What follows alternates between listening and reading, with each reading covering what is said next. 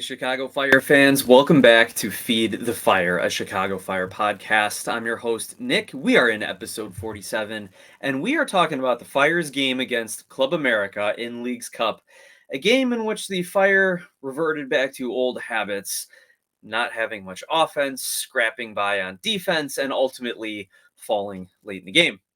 We're also going to look at some of the transfers that have taken place around the league this week, focusing on the Western Conference transfers, since we talked a lot about the Eastern Conference transfers in prior episodes. So make sure you go back and check those out. We're going to remind you that the show is brought to you by Skira Icelandic Spring Water. We're going to ask you to share the show, the link, with your friends, with your followers, and let's continue to grow the conversation around Major League Soccer and around the sport of soccer here in America. And without further ado, let's get to the Chicago Fire's match. So let's start with the lineups, because a lot of people kind of scratch their heads at this lineup. This is a big game. This is a chance the Fire can go on a run in a tournament against some premier competition here. And the defensive back line left people a little hesitant as to how well they would perform. We had Chris Brady in goal, and he came up big yet again. Center backs were Mauricio Pineda starting in place of Rafael Chijos and Carlos Terán. So Frank Klopas, the interim manager for the Fire, said they just needed to get Chijos a little rest, rotate his legs, save his legs a little bit. And I expected to see him maybe in the second half, depending on how the game was going. But the game was being played in a way where they didn't need him to come in and shore up the back line. And he ended up getting a much-deserved break, though I wish we would have gotten a result out of it. Maybe had he been in there for one of those set pieces. Oh, goodness, here we go, talking about a center back helping out the offense. Anyway, your wing backs, you had Miguel Navarro and Jonathan Dean. And I think Jonathan Dean is where a lot of people were kind of scratching their heads going, why is he starting in a game against Club America? A guy who was playing in the USL a year ago, a guy who was playing in college in 2020, 2019. And now here he is starting against arguably the biggest club on the continent. But you know what? I think that is because people are looking at Jonathan Dean as he's supposed to be this fix for all things wingback, and you need to change your expectations. And I had the great conversation on Twitter with another soccer fan about Jonathan Dean, and his whole point is Jonathan Dean is not good enough to play at a Major League Soccer level. And while I don't necessarily disagree with that, the way I look at Jonathan Dean is that he was a safe signing. He is a stopgap signing. The Fire needed a wingback. Jonathan Dean, hardworking, knows the job, isn't prone to mistakes. He was a safe signing. So don't expect him to be the guy who's going to score 3 or 4 goals, chip in 4 or 5 assists, make some spectacular plays, because that's not the role that he is playing on the Chicago Fire team. He is there to just kind of take up some minutes, give those spot starts, get those spot starts, give a break to either Navarro or Suke. And really, Aceves was supposed to kind of be that guy, and he has not shown it. So Jonathan Dean was supposed to be more of a depth piece for the Fire, but has been called into starting duty to give Suke a rest, and because Aceves is not performing as he was projected to. So let's stop the hate on Jonathan Dean. He was the right signing for the Chicago Fire to have a solid, competent outside back as kind of their third or fourth option at outside back. And it's not his fault that he has to be the one who's got to start. And really, I don't think he had that terrible of a rating, that terrible of a performance in this Club America game. Yes, there are still things he's got to work on. And yes, whenever the Fire are, hopefully sooner rather than later, poised to make a run at a trophy, I would not expect Jonathan Dean to be starting or be your second or third option, or maybe not even on the roster at all. Hopefully you can develop some young players, and hopefully maybe you can sign a better outside back, depending on how the future coaching staff wants to play, if they want to use wing backs or if they want to use a different system. But we need to stop the hate on Jonathan Dean. He's doing a great job for what the Chicago Fire are asking him to do. Also, we got to point out Miguel Navarro with another silly yellow card. Fortunately, it didn't come back to bite him and ended up getting a red. He was just playing pretty well then with that one yellow card and even pushing forward and getting into the attack. So I think Navarro, again, another serviceable game for him. We saw our defensive mids, Doumbia starting and Gaston Gimenez starting. I guess you can't really pick anything apart there, especially with Pineda dropping back to start in the center back role. You want to see Doumbia. He's your new signing. He's supposed to be there to shore things up. Gaston Gimenez, especially, I would say maybe with his experience playing throughout South America, he might be a little better suited for some of these games against Liga MX teams. But as we saw, it was his costly error on his own goal that kind of set the team apart from at least a scoring standpoint. Looking at our attacking midfielders, you had Jairo Torres on the right wing, Shaqiri centrally, and Gutierrez on the left wing, and that allowed Yorgos Koutsias to start up top as your striker. I'm actually really happy with these attacking four that they had out on the field, with Shaqiri playing centrally, Gutierrez on the wing, because those two have shown an ability to kind of overlap and work together, as well as kind of flow and take up space, cover for each other. But what we're not going to get from those guys right now is any of that counter pressing, is any of that high energy, defensive getting back, helping out kind of a thing. But that's why you brought in Doumbia. So these guys needed to be doing more in the attack, and they were not. They're not being asked to do the defensive things that a lot of other teams who press or counter press or who have a midfield focused team do, but they could not get their offense going. They could not connect with each other, with their teammates. They could not build possession. And that first half looked like an offense-defense drill for Club America. And then you had Jairo Torres, who I thought would be up for this game. We saw him kind of have a better game against Puebla in the group stage.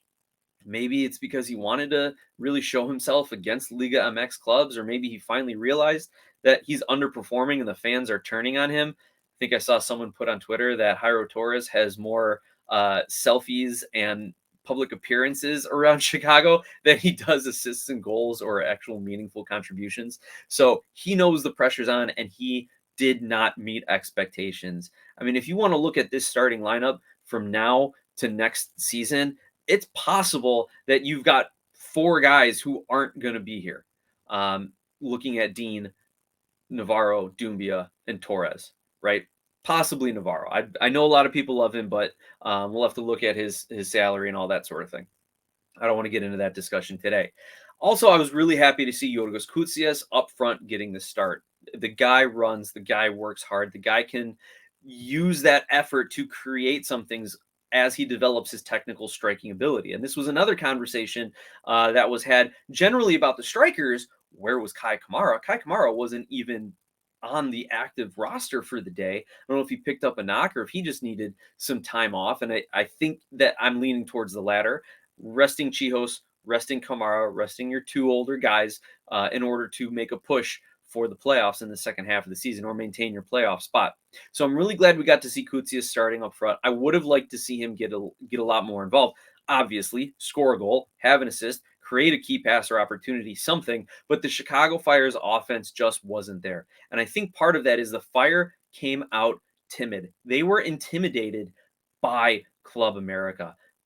They were intimidated by the atmosphere. I think it was like 70% of the crowd or something was wearing Club America jerseys and chanting and supporting. And then at the end of the game, you just saw the low class from a lot of those Liga MX fans throwing trash at Chicago Fire players.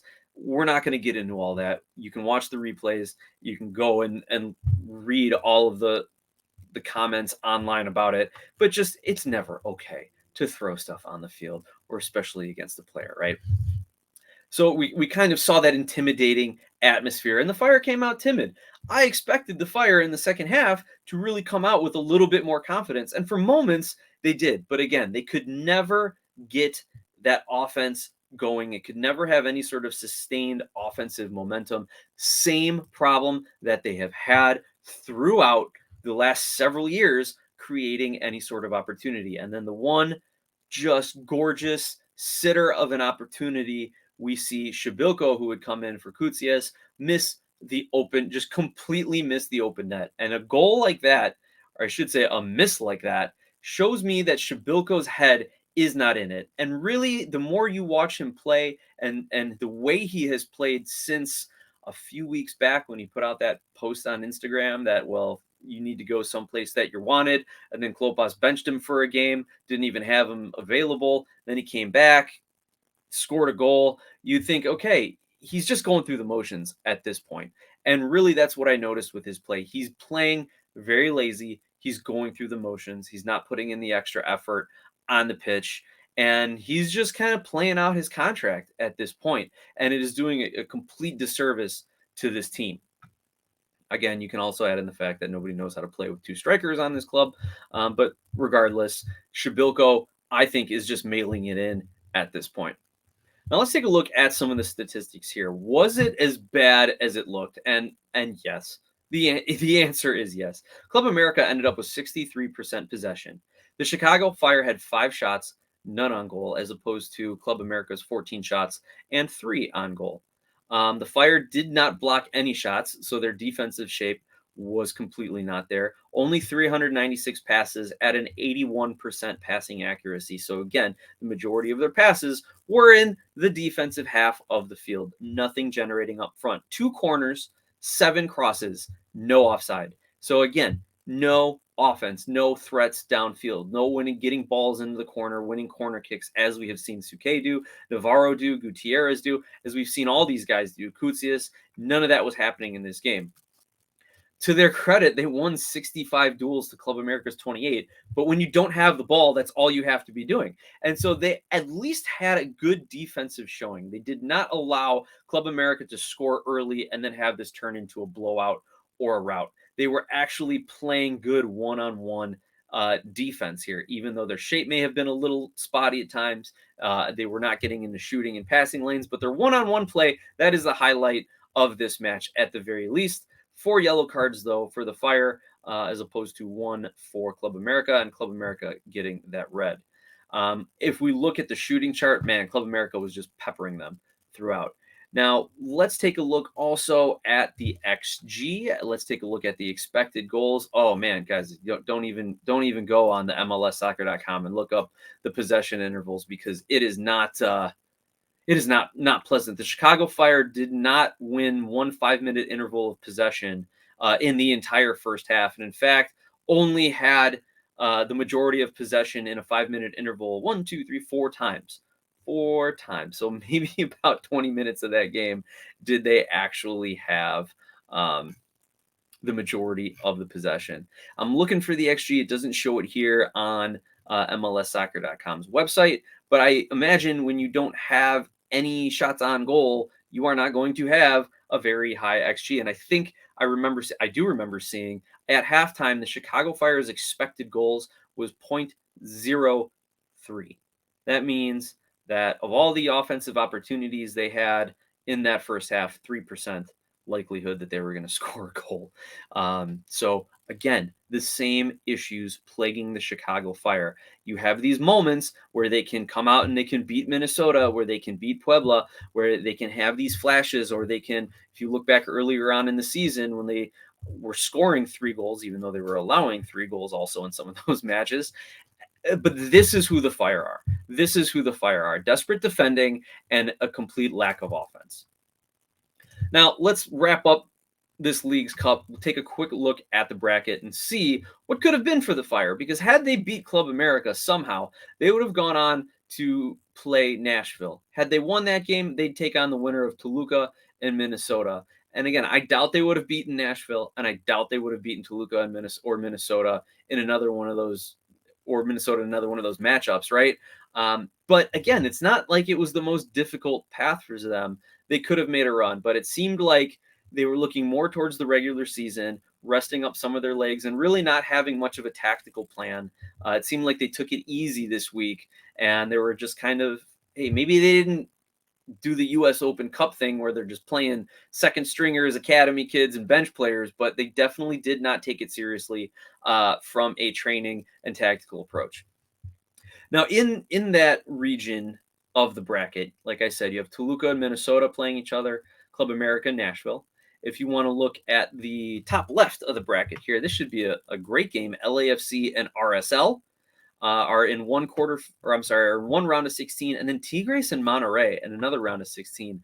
That is a wild matchup. I'm sure that Liga MX and their people are like, how did this happen? How did 2 of our best teams end up playing each other in the round of 16?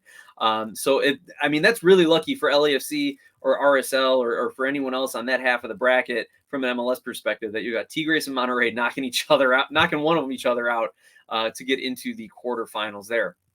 Now we flip to the other side of the bracket. You've got Philly taking on Red Bulls, and then you have Querétaro, who advanced on PKs against New England to be the third team in the quarterfinals already. And if we're going to go to the bottom right of the bracket, Dallas and Miami. Do I need to talk about this? It's the Messi show. It's Messi League soccer. It's just pick your pun, pick your fun thing for it, because Messi, he's doing it right, and he's scoring goals. He's having this much fun. And a thought I had: we've seen a lot of comments online and in the media about how Messi is exposing just how bad Major League Soccer defenses are. That he has come in Leagues Cup and he has been able to score 6-7 goals in like 3-4 games or something like that. I'm trying to remember where those penalties fall in there. But anyway, I'm going to look at it from another perspective. I think Messi is just showing how bad MLS offenses are. If he can walk in and just bang in all these goals, what the hell are the other strikers have been doing all season, right? Like, it's even more of an indictment against the Chicago Fire, who have played a lot of these teams too, who can't score goals against Atlanta or Dallas or anyone else, right? Like, for the Chicago Fire and the rest of the league, they need to look at Messi and then look back at themselves and say, wow, our offenses are terrible. Yes, Messi is the greatest of all time, but our offenses are terrible that they can't, as a team, be scoring 1, 2, 3 goals a game. Here, it's like Busquets and Messi and Taylor who are contributing all these goals, and Joseph Martinez getting involved as well on occasion. Like, it's kind of a ridiculous indictment against how bad MLS offenses are if you want to also make the argument that he's exposing MLS defenses. And that's my take on that. It's kind of upsetting. And we've seen it from other high-profile players, right? This is the mode of operation here. You buy offense. We've seen Joseph Martinez back in his Atlanta days as a DP come in and set scoring records. We saw Carlos Vela come in and set scoring records. We've got Leo Messi doing it now. Like, this is kind of what happens, and it's an indictment against the rest of the strikers in this league that they can't do it either. All right, so from here on out, like I said, I'm recording this on August 8th, and we've got a whole bunch of games today. Make sure you tune in. Make sure you check it out, because they are exciting matchups, people. Exciting matchups.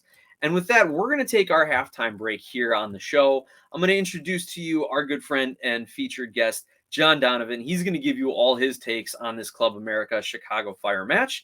And John's segment is brought to you by Skira Icelandic Spring Water. Skira Icelandic Spring Water comes from a government-protected nature preserve in Iceland. Clearly, pun intended there, this is some of the best water that you're going to find. It is available at your local 7-Eleven, so make sure you go pick up a bottle, 2 or 3 of that, especially as summer is winding down. You get your last days outside or by the pool. Make sure you got a bottle of Skira with you. Stay hydrated. And with that, we'll take a short break on YouTube. And for our podcast, take it away, John. John, thanks again for all your insight and for covering the Chicago Fire for us, giving us your recaps, replays, and your honest opinions as well. We appreciate it. Now, as I mentioned at the beginning of the show, let's take a look at some of the transfers around the league. There's a lot of movement that has been going on within and out of Major League Soccer. So I want to try and highlight a few of maybe some of the bigger names or bigger moves that have taken place. And we're going to start with a little focus on the Western Conference here, with Dallas signing Canadian midfielder Liam Fraser. Now, he comes over from Deinze. I am not pronouncing that right. KMSK Deinze in the Belgian second division. But having a player like this who was part of Canada's 2022 FIFA World Cup roster and their 2023 Gold Cup roster brings some experience, and I think he's going to be a lot more comfortable playing here in MLS, playing quote unquote at home. And so this is an excellent move by a team from Dallas who needs to shore up their defense. We know what their offense can do, and we saw what their defense did against Miami in Leagues Cup here, giving up 4 goals. So this is a solid move by Dallas. Signing solid defense, it's a sign that you're getting ready for a trophy run. Now, speaking of Canada, Sam Adekugbe, Canadian international defender, Sam Adekugbe returns to Vancouver Whitecaps. He was a homegrown for them. Most recently spent time in Turkey with club Hatayspor. Again, not pronouncing that right. I'm really happy to see Sam Adekugbe back in MLS again, playing at home, so to speak. I really like players getting out of the Turkish league. I am not very sold on the Turkish league. It's like a lot of the European leagues where there's maybe 3 or 4 teams at the top and then just everyone else, right? And I still don't think those Turkish teams who are at the top of the table, a Fenerbahce, a Hatayspor, trying to think. I'm trying to think of the others, but I really don't even think that they can compare to a lot of the other European clubs who, Portugal, Netherlands, Denmark, Belgium. So to see a player like that come to MLS again, to come back to MLS, I think it's a great sign. I think it'll help him in his career as well. He is 28 years old, so I don't know if there's much more development that he's going to have, but to continue to be playing on a bigger scale for Canada and maybe being utilized. We've often seen players in Turkey not be utilized to their potential and not get the best treatment. So I'm happy Adekugbe is back. And also, speaking of Vancouver, Richie Laryea transfers from Nottingham Forest to Vancouver Whitecaps. And so we've seen Richie Laryea in England, we've seen him in Canada, we've seen him in MLS, and now we're going to continue to see him again. He hasn't really gotten consistent minutes and consistent starts with Nottingham Forest, so it's great to see him come into a league where he's going to be playing week in and week out, and then continue to help. And at 28 years old, he's got the experience too, and continue to help this team make a push for the playoffs. And again, get some kind of hometown minutes here and continue to be in the mix for the Canadian national team. This signing is the one that stood out to me. San Jose Earthquakes sign Matthew Hoppe. That's right. USMNT forward Matthew Hoppe is now in San Jose. And I don't want to get all too excited and say things like, "Oh my gosh, USMNT players are coming to MLS. This is wonderful." I don't want to get there yet, because we've always had USMNT players here in MLS, though not maybe your best or your top starting 11, but there's always been a few, right? Mostly on the defensive side. So this is unique. Then you have a USMNT striker who is now coming back to MLS. But Hoppe is only 22 years old. He's been playing over in Germany, or he started off in Germany. Also spent time in Spain with Mallorca, Scotland, Hibernian, and with Middlesbrough in England. But now I think he, instead of having to fight for those minutes and really where there's a lot of attacking talent in those teams, now he'll be able to really come in and support the San Jose attack. This is going to be an excellent move for San Jose. It is San Jose again shoring up some attack for this playoff push. That way they can bring in some different looks, have a more dynamic attack, and hopefully keep opposing defenses on their back heels. Now, this is in addition to San Jose signing Ayo Akinola, formerly of TFC, another striker. And we'll see. I would imagine Hoppe would get the start over Akinola, just given both of their kind of reputation and experience. And Akinola, depending if he's even fit, he's battled with a lot of injuries lately. I would give Hoppe the start, but this is an excellent offensive signing for the Quakes. And, I don't know, Quakes fans, I haven't seen any of the numbers on this one as far as dollars go, but is this a sign of the Quakes organization trying to open up the pocketbooks? Okay, maybe we're getting ahead of ourselves with that one. All right, sticking in California, LAFC transfer out Jose Cifuentes to Rangers. This is a really interesting move to move the 24-year-old to a club in Europe. Again, I'm looking at the transfer recap here on MLSsoccer.com. They don't have any figures on the transfer yet, but I can only imagine that LAFC, this is kind of part of their continuing, I don't want to say roster evolution, but we have seen from LAFC the ability to continue to move players on, bring in new players, and keep that same level of play and expectation. So given their history, I got to default that they know what they're doing. And as much as we've loved watching Sifu play in MLS over the last 3 years, all the best to him at Rangers. I mean, again, he's only 24. If he has a great year or two at Rangers, maybe he ends up in a Big Five league. I don't know. I don't want to get ahead of myself on that one either. But I think this is a great move. It's a good bit of business for LAFC, and we'll see who they bring in. Sticking in LA, another intra-league transfer here. Michael Barrios makes the move from Colorado to the Galaxy in return for a super draft pick and up to $50,000 in general allocation money. So the Galaxy are getting a proven MLS player. I just hope for their sake it is, good Barrios, consistent Barrios, not bad, loses his mind, loses his marker Barrios, and then he can continue to support and help that attack, giving them some other options.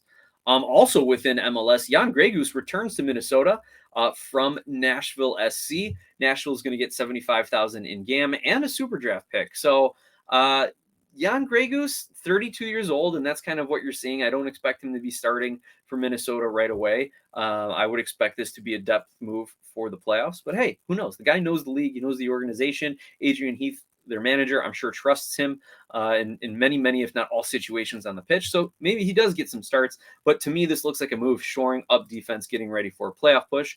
And maybe the biggest name, or at least one of the favorite names from Major League Soccer, Diego Rossi, returning to Major League Soccer. This time, he is coming to the Columbus Crew. He comes over from Fenerbahce in Turkey, and we kind of talked about how I like to see guys getting out of Turkey and coming back to MLS or some other European leagues. But we saw what he can do in LAFC. I'm hoping he comes back and is very comfortable with the Crew and in the Eastern Conference this time. But the Crew they have to replace Zelarayan's offensive production. And a lot of people were saying, okay, why are we getting rid of Zelarayan? And why are we just signing Julian Gressel? There's something missing here. Well, this is what was missing. They had this in the works. Diego Rossi comes to the Columbus Crew and hopefully can keep that goal scoring and keep that offense the way it is, top in the league. I think they had that title going into Leagues Cup where they had the most goals scored in MLS. So for the Crew, this is an excellent move. Now, unfortunately, I don't think they're going to have time to sign any defense because I think they also have been giving up some of the most goals in MLS, at least relative to their playoff positioning. So I guess the Crew are sticking with the best defense is a good offense philosophy, and we'll see if it pays off for them in the form of a trophy at the end of the season.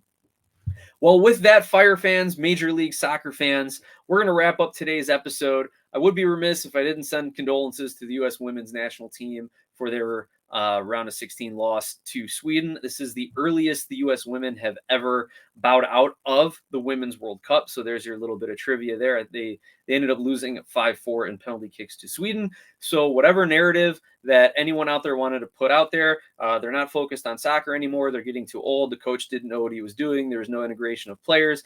Pick your narrative. There's definitely things you can do for it. Like I said in the last episode, I'm no U.S.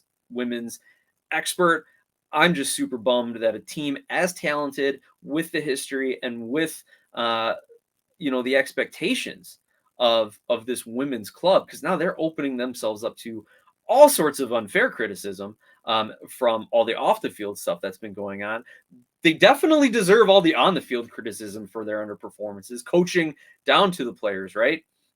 But it's just too bad that that the tournament is going to miss out, and that we're going to miss out continuing to watch this women's team play. So with that, again, I want to thank John Donovan. Thank you to our sponsor, Skira Icelandic Spring Water, available at your local 7-Eleven. Thank you, all of our viewers and listeners. Please make sure you share the podcast, share the show, help us grow, help the sport grow. Let's go Fire. We'll see you next time.